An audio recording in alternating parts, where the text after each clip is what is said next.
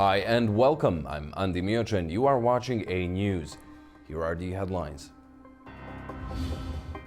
Manhunt for shooter that killed conservative activist and Trump ally Charlie Kirk underway. FBI offers reward for information. Volodymyr Zelensky urges allies to rethink air defenses after Poland drone intrusion. Belarus frees 52 prisoners after Trump appeal. The US eases some sanctions on Minsk.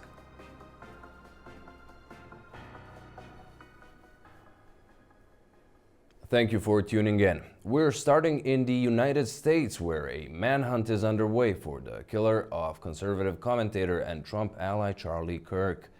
The 31-year-old was shot and killed on Wednesday while speaking at a university in Utah. Investigators say they found the rifle believed to have been used in the assassination, while strong reactions are still pouring in from across the political spectrum. Panic erupted at Utah Valley University on Wednesday, 10th September, when a single gunshot turned a public speaking event into a scene of horror.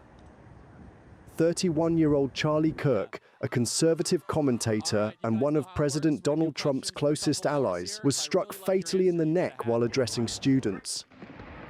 Oh my God. The Utah event was the opening night of Kirk's American Comeback Tour, a 15-campus series designed to spark debate among young Americans. At Utah Valley University, however, it became his final appearance. Basically, I just heard a shot, and I saw him falling towards the left, so I knew he got shot on the collarbone or the neck right here, but I didn't see bleed immediately. I just saw and I heard, and we all crouched down. It's traumatizing for the students. When I saw students running off from the campus over the bridge there, a lot of them were crying. It was traumatizing for everyone, and now the campus is closed. Kirk was rushed from the scene as terrified spectators ducked for cover. Some even jumped into a fountain. Emergency crews and SWAT teams responded quickly.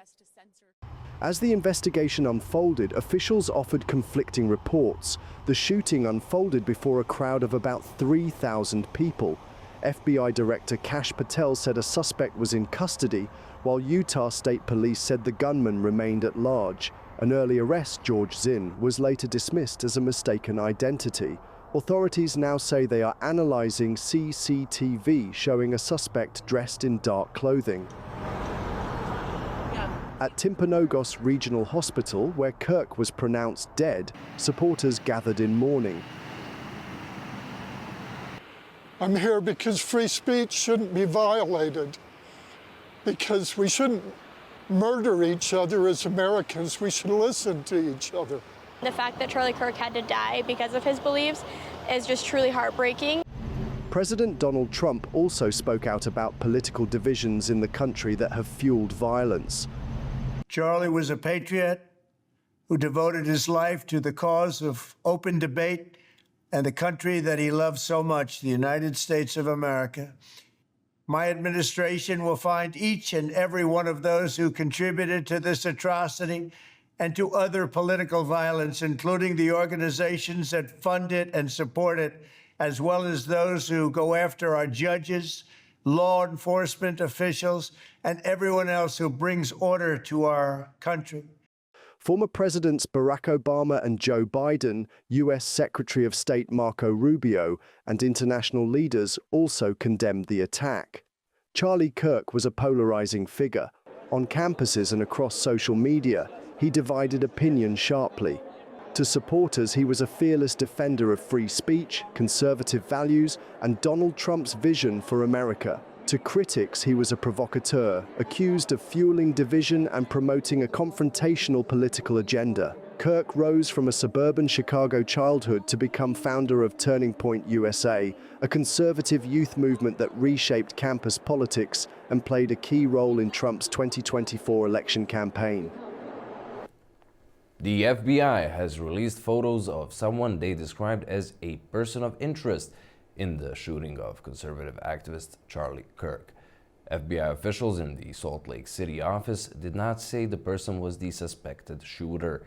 They released two pictures of someone in pants, a black long-sleeved shirt, hat, and sunglasses. Still in the United States, where President Donald Trump took part in a memorial service at the Pentagon to mark the 24th anniversary of the 9/11 attacks. Trump was joined by the First Lady and Defense Chief Pete Hegseth as they paid tribute to nearly 3,000 people killed in the 2001 terrorist attacks, the deadliest on U.S. soil. The ceremony also honored the 184 victims killed at the Pentagon. Specialist Craig. As the U.S. pauses to remember the victims of the 9/11 attacks, we take a look back at the tragedy that stunned the world 24 years ago. May God bless the victims, their families, and America. On September 11th, 2001, the world watched in horror as hijacked passenger planes tore through the Twin Towers of New York's World Trade Center, the Pentagon in Washington, and brought down United Flight 93 in a Pennsylvania field. Nearly 3,000 people were killed in the deadliest terrorist attack on American soil. Families, first responders, and ordinary citizens scarred by the tragedy. The images of that day, the collapsing towers, the panic in the streets, and the desperate rush to escape remain etched in memory. President George W. Bush, first informed of the attacks while visiting a school in Florida, vowed that terrorism against America would not stand as the nation entered a new uncertain chapter. Terrorism against our nation will not stand. The attacks claimed by Al-Qaeda reshaped the world, sparking the US-led war on terror, the invasion of Afghanistan, and later the war in Iraq. Conflicts that defined a generation and claimed countless more lives. 24 years on, the world pauses once again to honor the dead.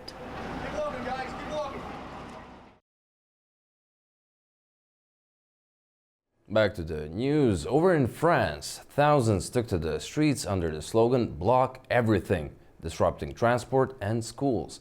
Officials say that hundreds were detained and several police officers injured, while organizers warn the protests are only just beginning.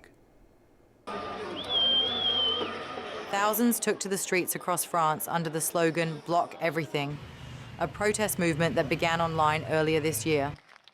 The demonstrations, fueled by social, economic, environmental, and political grievances, expressed broad opposition to government policies.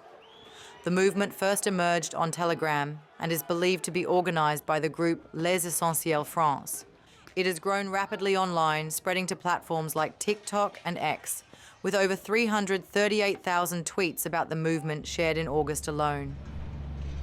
Known for its anti-EU and sovereigntist stance, the movement has gained widespread attention, with a majority of French citizens expressing support for its protests. I'm here because this illegitimate government must be blocked.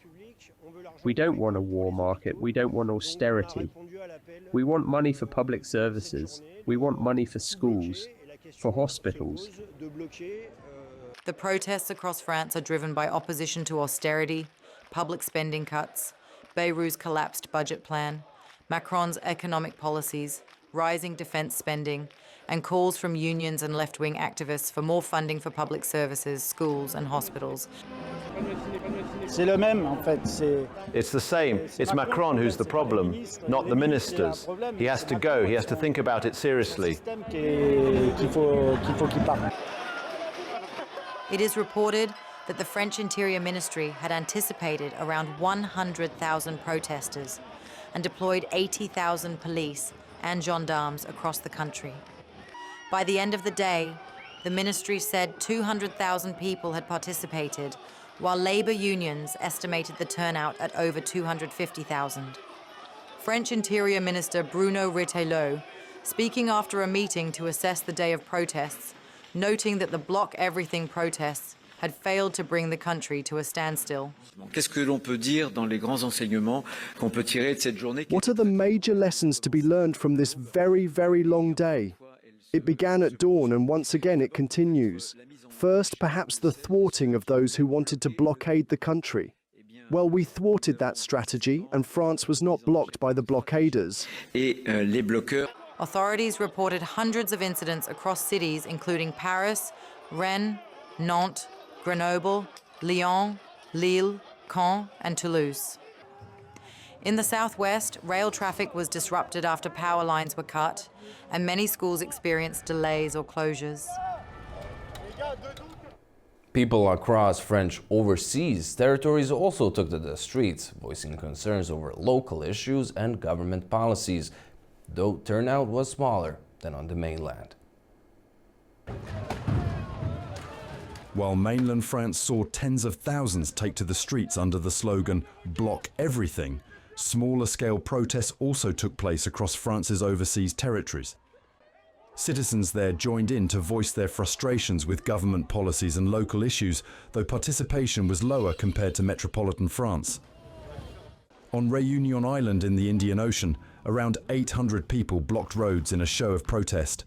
Authorities report that 3 people, including a minor, were detained during the demonstrations. In French Guiana, roughly 20 people held a peaceful demonstration in the Souzini district. Meanwhile, in Martinique, over 300 protesters gathered in front of the prefecture to draw attention to local concerns, including corruption, shortages of doctors, and police violence. On Mayotte, the protests were largely symbolic, with a small group of teachers briefly gathering in front of a school before returning to work. Political parties in the overseas territories largely remained silent on the protests. However, pro-independence groups criticised President Macron's appointment of Sébastien Lecornu as Prime Minister, referring to him as the Minister of Colonies, and warning that his appointment could worsen political tensions in the region. Loyalist forces, on the other hand, expressed full support for Lecornu. Analysts note that Lecornu's experience as former defence minister may mean more attention is paid to these strategically important territories. Reports suggest that one reason protests in the overseas territories remain smaller is the higher risk of detention for political activity. This demonstrates that, despite France's official motto of liberty, equality, fraternity, political expression and activism in these regions face real and ongoing challenges. Turning to the war in Ukraine, Sweden has pledged an additional $7.5 billion in military aid to Kyiv over the next 2 years. The funds will go toward defense equipment, including more Archer artillery systems already in use by Ukrainian forces. Sweden's defense chief also reaffirmed Stockholm's commitment to regional security, saying Sweden is prepared to support Poland with military assets after a suspected Russian drone incursion into Polish airspace on Wednesday. Ukraine's Volodymyr Zelensky urged allies to rethink their air defenses following the drone incursions into Polish airspace. At a joint press conference with the Finnish president in Kyiv, Zelensky said countries such as Poland should explore multi-layered approaches to air defenses, as missile systems such as the US-made Patriot were too expensive to use against cheaper drones used by Russia. Шановні пані та панове, їх високоповажності європейські друзі та ніхто в світі просто European friends and no one in the world has enough missiles to shoot down all different types of drones. всі різні види дронів. Ракета, яка A коштує missile that costs $1 million, no matter how effective it is, simply cannot shoot down drones that cost tens of thousands of dollars. Even if it is $100,000, this is simply impossible. What we saw yesterday will have a wider impact on Europe. Russian drones violated Poland's territorial integrity in a way that we have not yet seen. The UN Security Council is set to hold an emergency session after Poland's airspace was violated by drones that Warsaw said were Russian. At Poland's request, the UN Security Council will hold an emergency meeting to address Russia's violation of Polish airspace. The country has also introduced restrictions on air traffic along its eastern borders with Belarus and Ukraine, following multiple drone incursions a day earlier. The developments come as Prime Minister Donald Tusk visited a military base in Lask, stressing both the importance of Allied commitments and the need to modernise the country's air force. I am convinced that in some sense, this lesson from last night should be a very strong argument for you, not only on your behalf, but also for Poland in our talks with all allies. I will do everything I can. I will bend over backwards to ensure this, so that what we need today, tomorrow, the day after tomorrow, not in the next 8 to 10 years, reaches Poland, and that you too have increasingly modern and reliable equipment. Early on Wednesday, Poland shot down multiple drones in its airspace with the support of NATO aircraft, marking the first known time a member of the alliance has fired in response during Russia's war in Ukraine. Airports including Chopin, Modlin, Rzeszów and Lublin temporarily closed before reopening. Moscow denied responsibility, while a senior diplomat in Poland said the drones came from the direction of Ukraine. Russia's defense ministry said the drones targeted military sites in western Ukraine, not Poland. NATO and European leaders condemned the breach, with German Chancellor Friedrich Merz calling it part of a series of Russian provocations. Ukrainian President Volodymyr Zelensky described the incursion as deliberate. In the eastern village of Vyriki Wola, pensioner Tomasz Wesolowski was downstairs watching TV when a drone crashed into the roof of his house. I turned on the TV and all the news was about this massive drone flight, and after a while I heard a plane flying over, and suddenly it seemed to descend more rapidly and the roar grew louder, and suddenly something boomed. The light fell from the ceiling in the downstairs living room. I looked out the window and there were sheets of metal flying from the roof. Neighbours also described shock and fear.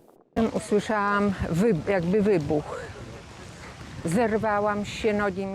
suddenly, I heard what sounded like an explosion. I jumped up and my legs started shaking. I started looking because I heard a plane flying overhead. I couldn't identify it, or rather, locate it. So I went out onto the upstairs balcony and saw it was flying towards Ladawa.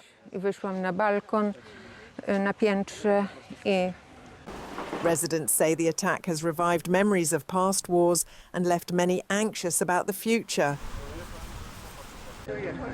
The incident is considered the most serious violation of NATO airspace since Russia's war in Ukraine began. To talk on the latest surrounding the war, we're joined by Alek Kasman of the Protect Ukraine Now, coming to us from Chicago. Welcome, Alek. Thank you so much for being with us. Now, we've heard the Ukrainian president warning NATO allies they must rethink how they approach air defenses following the drone incursion into Poland. Zelensky also offered help. How much can the Ukrainian experience prove to be valuable not only to Poland, but all of its NATO allies when it comes to fighting off the threat of drones? Ukrainian expertise is not only valuable, I believe it is essential. Ukraine and Russia, for that matter, they are at the cutting edge of drone war technologies. They are really the only country that's ready to support NATO, and at the same time is involved in active war. So definitely the technologies that Ukraine has is going to help Europe a lot. On the other hand, Ukraine also needs help from Europe to scale that technology, scale that success that they certainly have demonstrated on the battlefield.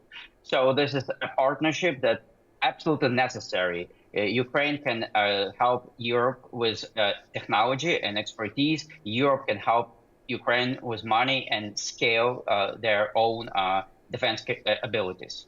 As we speak, the emergency session of the UN Security Council called by Poland over the drone incursion was set to begin. Now, with everything we've seen, NATO jets being scrambled to shoot down the drones, Warsaw invoking Article 4 of the NATO treaty to urgently consult allies, and many messages of solidarity, What do you make of the response? Well, first, Article 4 was invoked already twice in 2022, once in February by Bulgaria, Czech Republic, Estonia, Latvia, Lithuania, Poland, Romania, and Slovakia, and then again in November, again 2022 by Poland. Obviously, those countries are very concerned by Russian aggression against Ukraine, and they certainly have every right and every reason to get countries, NATO countries together and discuss what can be done. But discussions are not sufficient. As we know, Article 4, just like Article 5, by the way, they only obligate discussions. Even Article 5 does not create a hard obligation to use military force. It leaves it to discretion of each individual country. So ultimately, the reason this is so important is not that we using certain measures, legal measures. It's more important that we provide actual assistance to each other. Ukraine, Europe needs to boost their own military capabilities. We can see how unprepared Poland is in this particular example against drone attacks. Like Poland was using very expensive missiles, like was mentioned by President Zelensky, to shoot down Shahid drones. Using $2.8 million missile is not going to be sustainable in long run. So definitely it has to do more with technology and less with legislation or any other legal measures. Now that you've mentioned the Article 5, the crown jewel of the NATO treaty, it is the anniversary of the 9/11 attacks, which remained the only incident that led to Article 5 being activated. You spoke of earlier incidents. There were drones in Romania. One drone even went as far as Croatia near the start of the full-scale invasion. What sets this episode apart, and how close would you say we came to seeing another activation of Article 5? Russia is going to push the boundary every time it has an opportunity. And as we can see, NATO has been using, on the other hand, every opportunity not to escalate. Now, escalation has to be proportional to the attack. And ignoring escalation on the Russian side sets a very dangerous precedent. We have seen this starting with unprovoked attack on Georgia, Crimea, and that brought us to today when we see Shahids flying into Poland.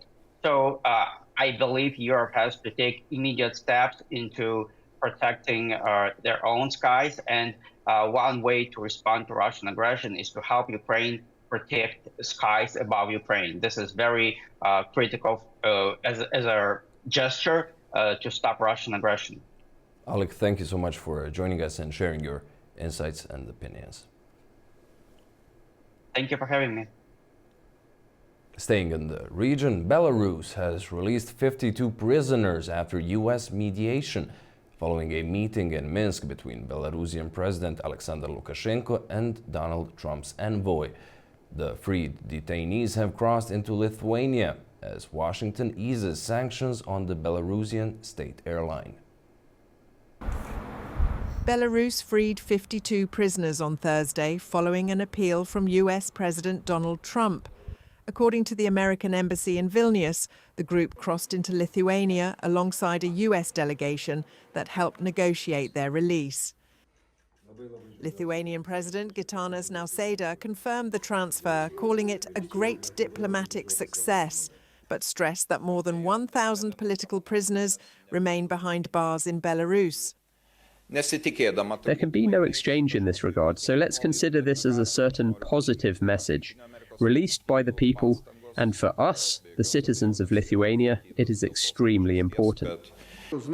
Belarusian President Alexander Lukashenko told visiting Trump envoy John Cole in Minsk that the pardons included 14 foreign nationals, among them 6 Lithuanians, 2 Latvians, 2 Poles, 2 Germans, 1 French citizen, and 1 from the UK. During the meeting, Cole said Washington was lifting sanctions on Belarus's state airline, Belavia, allowing it to service and purchase Boeing aircraft parts. He also delivered a letter from Trump, signed simply Donald, in which the US President and First Lady Melania extended birthday wishes to Lukashenko. As a gift, Trump sent cufflinks engraved with the White House. Lukashenko, a close ally of Russian President Vladimir Putin, thanked Trump for what he called his remarkable efforts for peace and signalled willingness to pursue further agreements on prisoner releases. Despite the breakthrough, the release falls far short of the more than 1,300 detainees Trump has previously urged Lukashenko to free.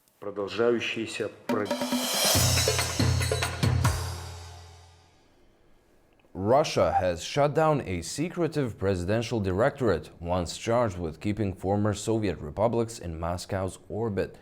The closure follows a stream of leaks exposing espionage, corruption, and dwindling influence. A report by The Insider reveals the scale of the operations and the money involved. Russia's Presidential Directorate for Interregional and Cultural Ties with Foreign Countries was set up in 2005 after Ukraine's Orange Revolution. Its official aim was cultural cooperation. In practice, insiders say it was a hub for intelligence and influence missions across Eastern Europe, the Caucasus and Central Asia. Leadership often came from the spy world. Early head Modest Kolarov had a background in political strategy and covert work. He was followed by figures like Nikolai Svetkov, Vladimir Chernov, Sergei Vinokurov, all linked to Russia's Foreign Intelligence Service, the SVR. Funding was on a massive scale. Internal papers seen by investigative outlet The Insider show hundreds of millions of dollars, channeled over 2 decades. More than 100 million went to Azerbaijan alone for festivals, exhibitions, and media projects. Annual spending on Central Asia reached at least $50 million, with Kazakhstan, Kyrgyzstan, and Uzbekistan named as priority targets. The methods were equally striking. Reports list at least 136 journalists and bloggers classified as agents of influence, some marked ours or ready to cooperate. Budgets covered media outlets, youth movements, and even banquets described by staff as drinking sessions. Results were mixed at best. In Kazakhstan and Uzbekistan, military cooperation with Russia shrank sharply after 2022. Turkmenistan increased defense spending and signed new security deals beyond Moscow's reach. In Azerbaijan, where expensive events were meant to showcase partnership, relations cooled and Russian media such as Sputnik faced restrictions. By early 2025, as Russia's war in Ukraine drained resources and credibility, President Vladimir Putin ordered the directorate to be scrapped. Its tasks are now being folded into a new directorate for strategic partnership and cooperation under Domestic Policy Chief Sergei Kirienko. Officials have 3 months to complete the handover, with key figures tied to past scandals barred from the new structure. The decision ends a 20-year experiment in covert cultural diplomacy that cost Russia hundreds of millions of dollars, delivered few allies, and exposed how the Kremlin's soft power ambitions often masked old-style espionage. Armenia's parliament speaker Alen Simonyan says economic ties and infrastructure are now central to the post-peace agenda with Azerbaijan. He signals a shift toward practical cooperation after years of regional tensions. Armenian Parliament Speaker Alen Simonyan has shared thoughts on future cooperation with Azerbaijan following the recent peace declaration signed in Washington. Speaking to journalists, Simonyan said it is understandable that Azerbaijan wants to avoid any future threats. He added that Armenia also has clear priorities, especially when it comes to unblocking regional transport and communication links. In a very short period of time, Armenians and Azerbaijanis will be trading with each other, and we will have a common market of Armenian and Azerbaijani goods. Azerbaijani products will appear in our shops, while Armenian goods will be found in shops in Baku and other cities. It's inevitable. Armenians will go to buy cheaper petrol and come back. Simonyan highlighted the importance of the so-called Trump route, a section of the Zangezur corridor that will run through Armenia. He suggested that Armenian companies could help build the railway and energy infrastructure along this route. He also said a joint Armenian-American organization will be responsible for managing these projects. Simonyan also addressed Armenia's security ties.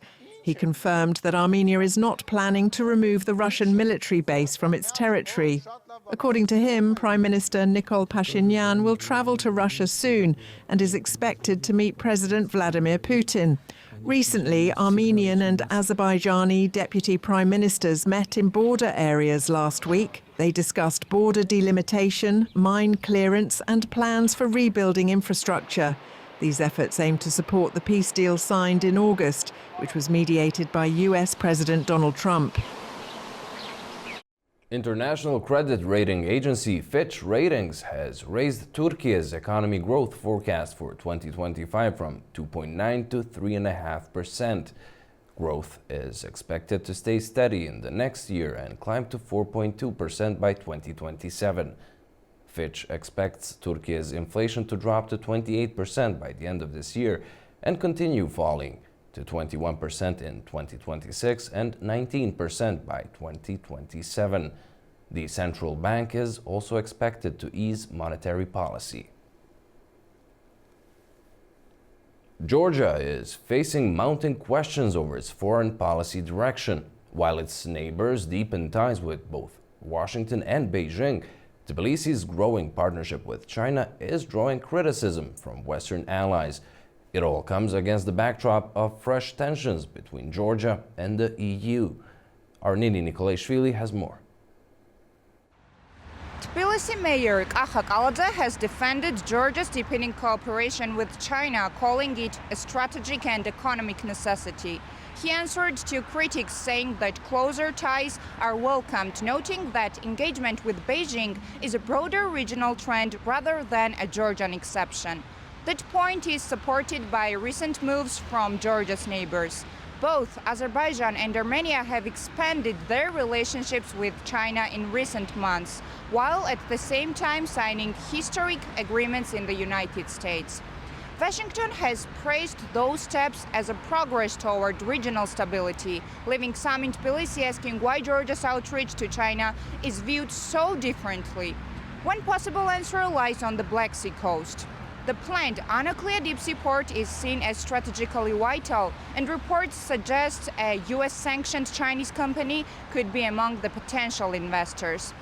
That prospect has raised concern in Washington and Brussels, where the focus is less on trade and more on long-term security implications. This issue was even the subject of a hearing today at the US Helsinki Commission, pointedly titled "From Partner to Problem: Georgia's Anti-American Detour." The debate also comes amid wider diplomatic strain. Georgia has rejected criticism from European partners, most recently in a dispute with German ambassador in Tbilisi. Berlin defended its envoy and warned that aggressive rhetoric could damage relations, adding another layer of tension to Georgia's foreign policy landscape. Kaladze's message was clear. Georgia values its partnership with China and will continue on that path. But the country now faces the delicate task of balancing these ties with the expectations of its Western allies. It's Nini Nikolaishvili reporting from Tbilisi, Anewz.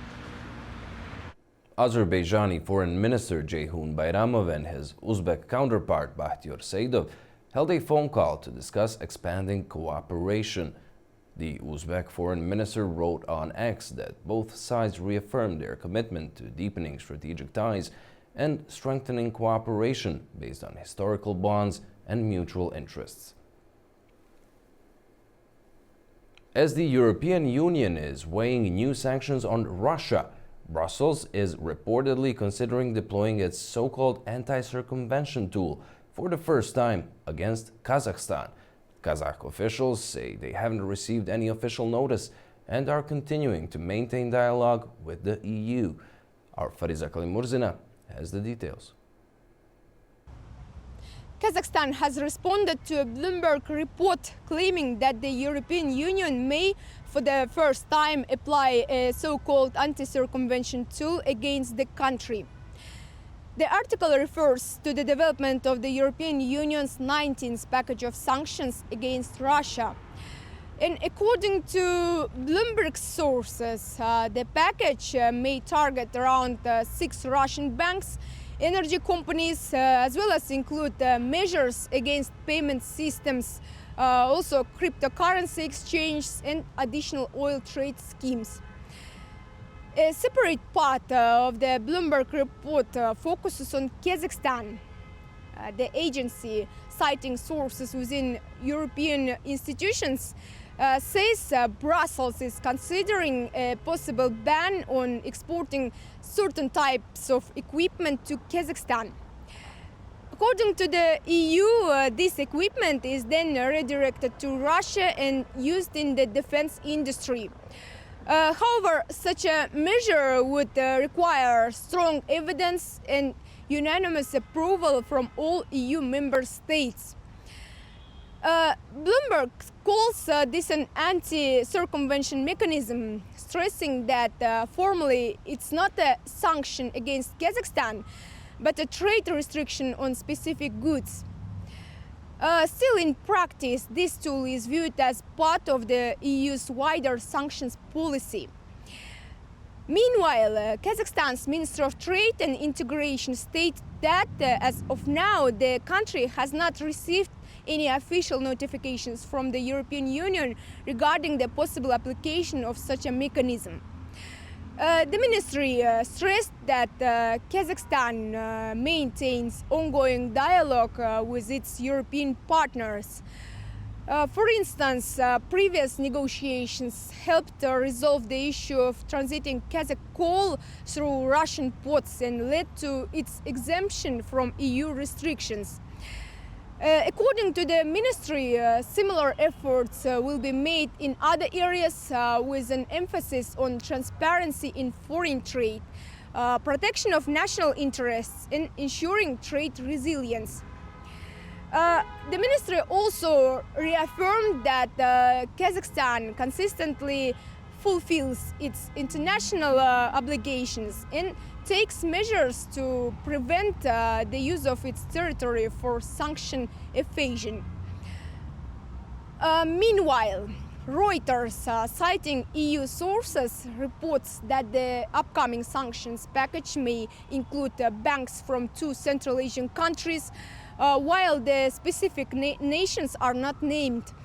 The agency also reports that the European Commission is considering adding independent Chinese oil refineries to the 19th sanctions package, but no specific companies were identified. The new sanctions package could be presented as early as September 12th. Secondary EU sanctions could put Kazakhstan in a tough spot as it tries to balance its strategic partnership with Europe while maintaining strong economic ties with Russia. For the European Union, Kazakhstan remains a key transit route that bypasses Russia and an important source of raw materials, including rare earth metals and uranium. That's why Brussels is unlikely to push for a full break in relations. However, Kazakh experts say the pressure on Astana to align more closely with EU sanctions policy is expected to grow. From Almaty, Kazakhstan, Fariza Kalimurzina, Anewz. Trade deals worth nearly $2 million were signed between Afghanistan's private sector and Kazakhstan's national food contract company. The agreements are set to allow for transport of key goods to support Afghanistan's food market. Our Tamim Bahis has more on that in Kabul. A high-level meeting was held between Afghanistan's private sector representatives and Kazakhstan's National Food Contract Company. The gathering was attended by Afghanistan's Minister of Industry and Commerce, Nuruddin Azizi, alongside Kazakh Ambassador Gaziz Akbasov. During the talks, Minister Azizi highlighted the importance of enhancing trade ties, setting an ambitious target of boosting the trade volume between the two nations to $3 billion. At the conclusion of the meeting, agreements worth 133 million Afghanis, equivalent to almost $2 million were signed. These deals will pave the way for the import of nearly 600,000 tons of essential goods from Kazakhstan. The shipments are expected to include flour, wheat, flax and soya beans, key supplies that will help support Afghanistan's food market. Officials say the new agreements mark an important step toward economic cooperation, with both countries aiming to expand trade opportunities in the months ahead. This is Tamim Bahis in Kabul for Anewz. That's all we have for you for now. Thank you so much for watching and do stay tuned to Anewz.